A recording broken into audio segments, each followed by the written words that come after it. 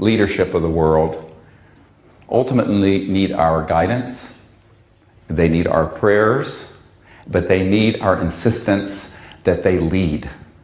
The problem is, everyone wants to be first to be second. No one wants to stick their neck out on this. When I put these briefings together, Lawrence Rockefeller hosted the Clintons at his ranch, one of the old Rockefeller guys, and he wanted the truth out, but his brother David Rockefeller, Chase Manhattan Bank, doesn't. And Lawrence was the philosopher of the family. He went to Princeton with McDonald, old man McDonald of McDonnell Douglas Aerospace. And Lawrence really did want to get this fixed, but he got surrounded by people from the CIA that took all of his money and flushed it down the toilet. But when he was hosting the Clintons at his ranch, and he was going through all these materials that we had put together, Hillary Clinton stood up and said, "Stop. We don't want to hear any more. This is too dangerous." And that was the end of that. So by 1998, I had concluded that neither the Congress nor the President nor the United Nations, and I had met with the Boutros-Ghali family, the UN Secretary General, were going to stick their necks out on this. It was too hot to handle. Therefore, we did the Disclosure Project.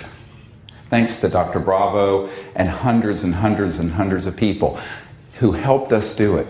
And that's why we're here today. It has launched a worldwide push for disclosure. It's even become a branded coin term. But what we're finding is that the Danes are releasing their documents. The French are releasing some of theirs. Even the United Kingdom is. The United States? They can't even find the footage for the landing on the moon.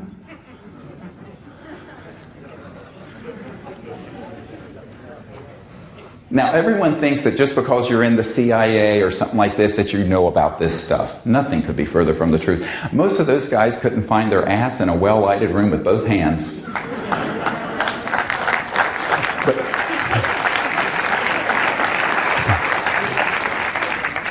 But here's another interesting fact. The extraterrestrials are visiting us.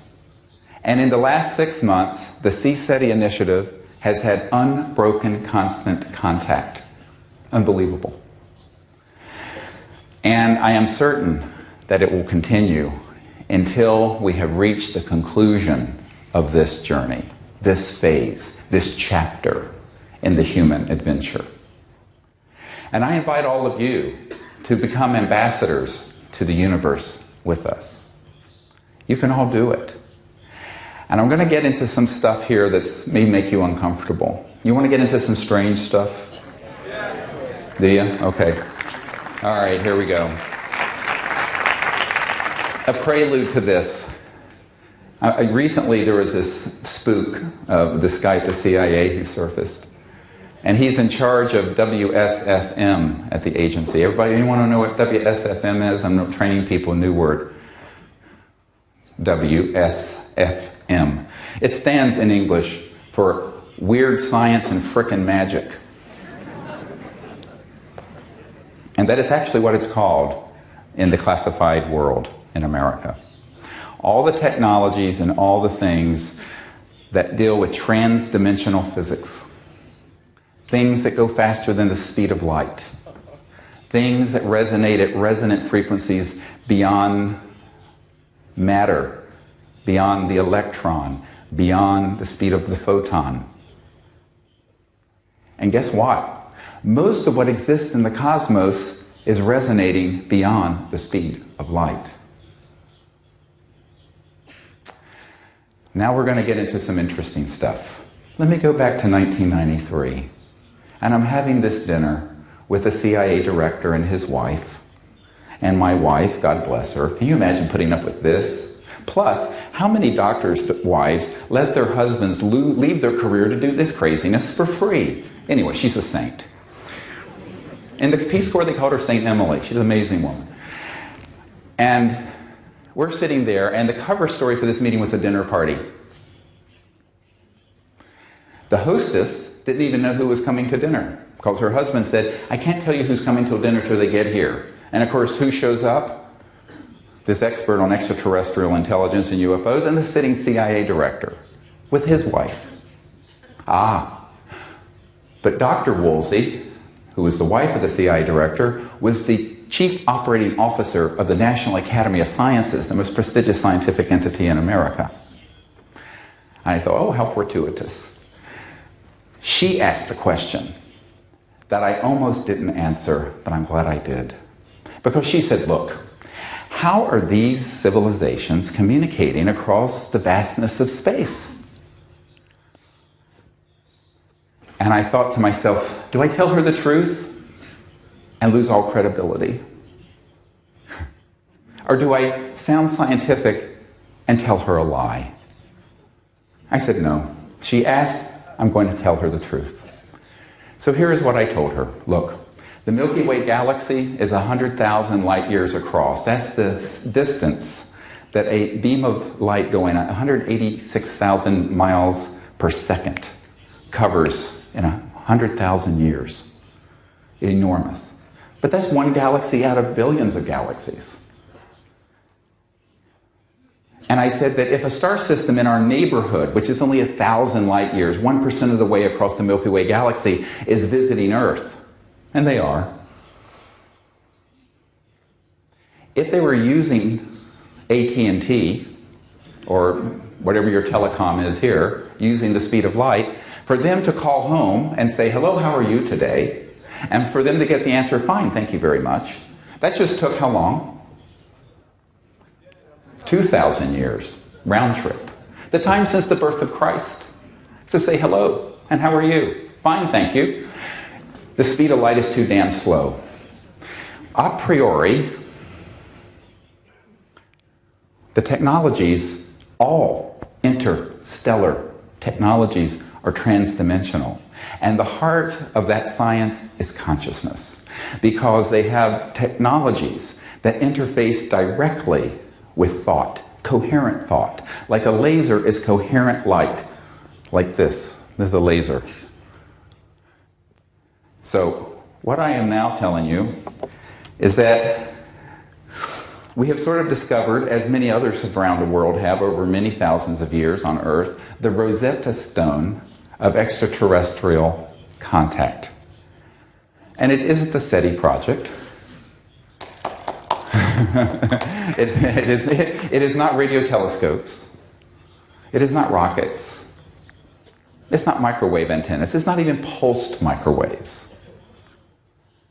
They are technologies that are WSFM, and they're transdimensional, and they cross straight into consciousness and thought and awareness. And how many people here have had some contact with an extraterrestrial spacecraft or being, and there has been a mental component to it? How many? I just want to see. With consciousness or thought. It is the most common way. Moreover, the most common way that they will contact humans is in the lucid dream state. Oh boy, here we go. Now this is going to get crazy. What is this? Dreamland. Now I'm going to tell you a reason why it was named this. Because when you are on a man-made, experimental, alien reproduction vehicle, and they go into that kind of trans-dimensional mode, it is like you're in a lucid, precognitive, or a lucid dream state. It's real, but it's very dreamy, because you have just phased beyond the speed of light. Now, Ben Rich, who was the head of Lockheed Skunk Works for a number of years, told us 3 things before he died. And Lockheed Skunk Works is where they built the U-2 and all the secret stuff. And my uncle's company was Northrop Grumman. And of course, though I knew that. And interestingly, the technologies they have developed are so advanced that he admitted this to us. That number one, there are no private conversations anywhere on Earth. This is the head of Lockheed Skunk Works, Lockheed.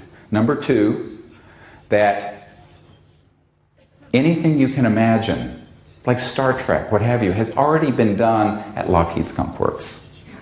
And number 3, we already have the technologies to travel among the stars faster than the speed of light. In fact, we can take E.T. home.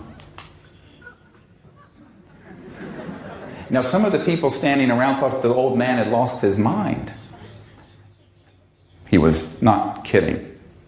And so when I was talking to the wife of the CIA director, I said, look, we have developed protocols that involve the ability to go into deep states of consciousness. The old-fashioned term might be nirvana or samadhi. And then remote view in consciousness where these extraterrestrial vehicles are. And then contact them with a coherent stream of thought and vector them, just like you vector a jet into Barcelona airport, them into our location. And guess what? They almost always come. Now, this is what we're training people to do. You're all invited. We're going to do this in a mass contact event in the Arizona desert in October 24th and 25th and 26th. And you can see what we're doing at disclosureproject.org or cseti.org. But the point is that people need to understand if it's interstellar, it's going to be strange. If it isn't strange, it's probably a man-made device. If you see seams on it and rivets, it was made by Lockheed or Northrop or SAIC, Science Applications International Corporation, or any of these other things. So what I'm saying to you is that each one of you carries within yourself the universal communicator, okay? And it's called conscious awareness. Erwin Schrödinger, who is the father of modern particle wave theory and quantum mechanics, said this: the total number of minds in the universe is 1. That is, it is a singularity. And so we see all these hundreds of people, and we all have our bodies, and we all have our bodies of light, and we all have our individualities. But shining through that unique window, in each window, each of us is like a snowflake. No two are alike. Is the same light of consciousness. We divide it up and we separate ourselves. But we can just as easily become still and silent and peaceful and become one again. And then from there, anything is possible. And as I had this conversation with the wife of the CIA director, she looked at me and she said, I thought it had to be something like that. Yeah, she got it. He didn't. The CIA director was, she got it. I hope you do too. I know you all do.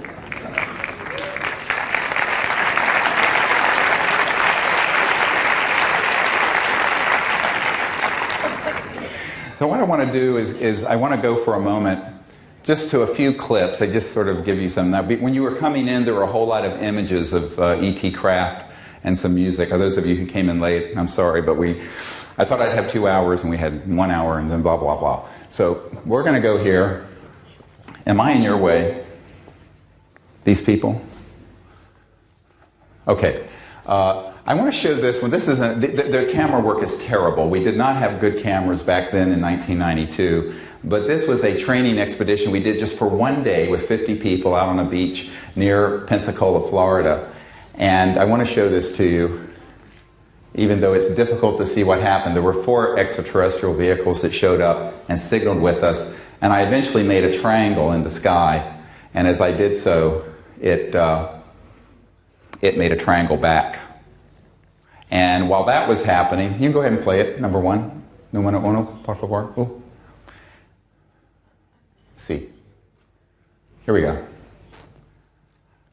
And as this was happening, dematerialized, but in this sort of subtle energy in the parking lot by the ocean, were a group of extraterrestrial life forms moving around. A bunch of women got back in their truck and went back to town.